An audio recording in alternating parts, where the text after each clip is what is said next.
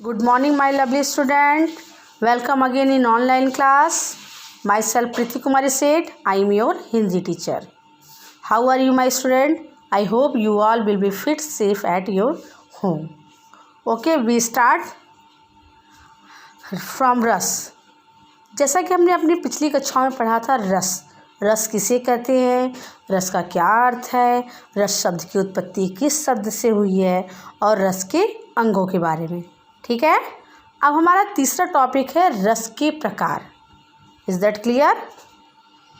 सुनिए, भारतीय आचार्यों के अनुसार रस के मुख्यतः 9 प्रकार माने गए हैं.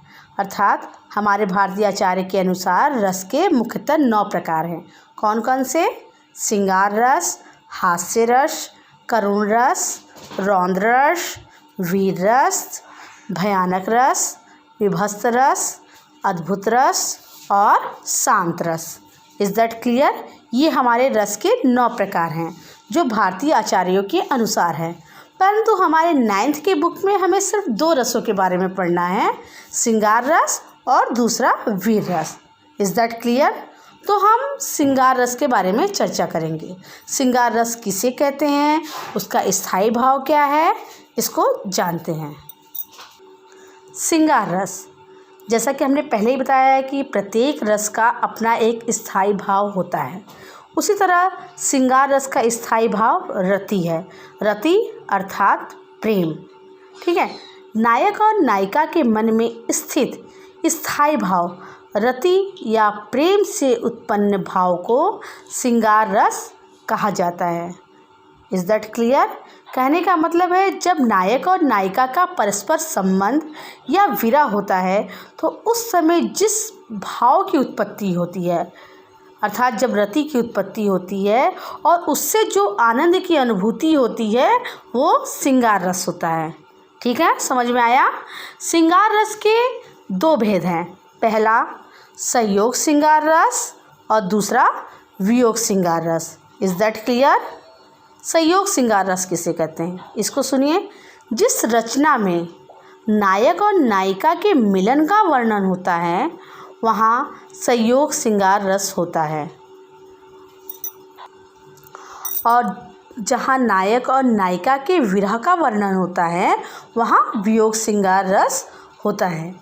Is that clear? Once again, जहाँ पर नायक और नायिका के मिलन का चित्रण होता है वहाँ संयोग श्रृंगार रस, और जहाँ नायक और नायिका के विरह अर्थात बिछड़ने का वर्णन होता है वहाँ वियोग श्रृंगार रस होता है. इस परिभाषा को हम एक उदाहरण के माध्यम से समझेंगे. यहाँ आपके सामने 2 उदाहरण हैं, एक संयोग श्रृंगार रस का और एक वियोग श्रृंगार रस का. पहला संयोग श्रृंगार रस. बसो मेरे नैनन में नंदलाल, मोर मुकुट मकराकृत कुंडल, अरुण तिलक दियो भाल. ये मीराबाई का पद है जिसमें भगवान श्री कृष्ण के रूप और उनके सौंदर्य का वर्णन किया गया है. अर्थात यहाँ एक प्रेम का, एक श्रृंगार का वर्णन है, इसीलिए यहाँ पर संयोग श्रृंगार रस है. ठीक है, is that clear?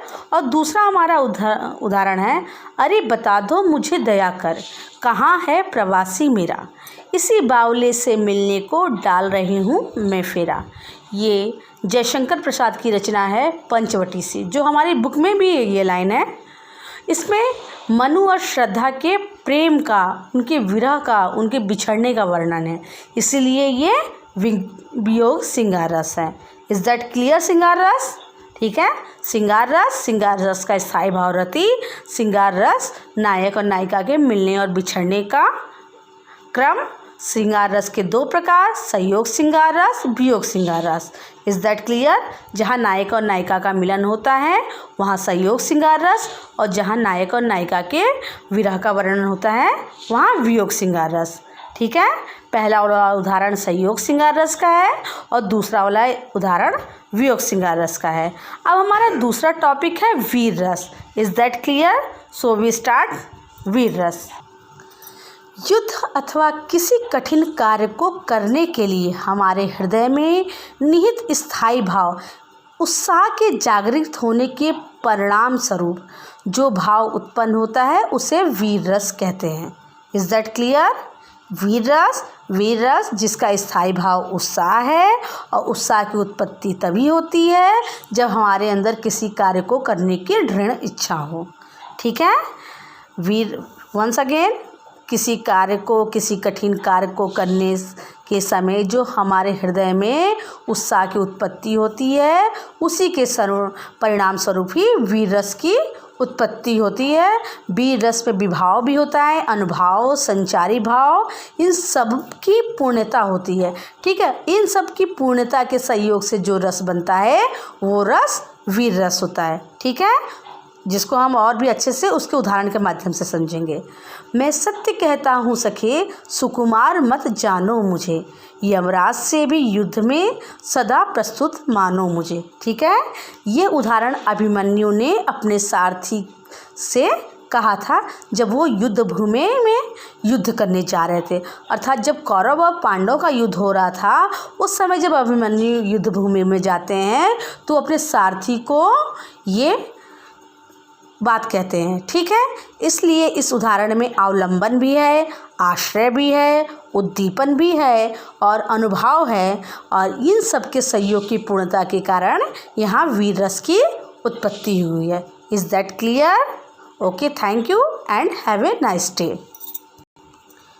Today my homework related this topic. Question is, श्रृंगार या वीर रस की परिभाषा, उसका स्थायी भाव और उसके उदाहरण सहित लिखिए। Is that clear? You all have to do your homework in rough copy. It will be checked when school will reopen. Okay, and thank you.